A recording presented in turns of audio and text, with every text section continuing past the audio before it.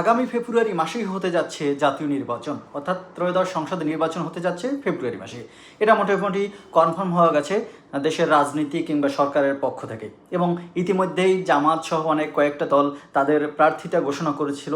এবং আজকে মির্জা ফখরুল ইসলাম নিজেই সংবাদ সম্মেলন করে 237টি আসনে তাদের বিএনপির মনোনীত প্রার্থীদের নাম ঘোষণা করছেন। এবং সেখানে ঢাকা থেকে বেশ তরুণ সহ বেশ কয়েকজন প্রার্থীর নাম ঘোষণা করেছেন। এবং সেখানে ঢাকা 11 আসন থেকে এম এ কায়ুম, তিনি বিএনপি থেকে নির্বাচন করছেন। এবং অত্যন্ত একটি আলোচনার বিষয় হচ্ছে, এবং বিএনপির পাশাপাশি এনসিপির যিনি আহ্বায়ক আছেন নাহিদ ইসলাম, সেই নাহিদ ইসলাম কিন্তু তিনিও ঢাকার 11 আসন থেকে নির্বাচন করতে যাচ্ছেন।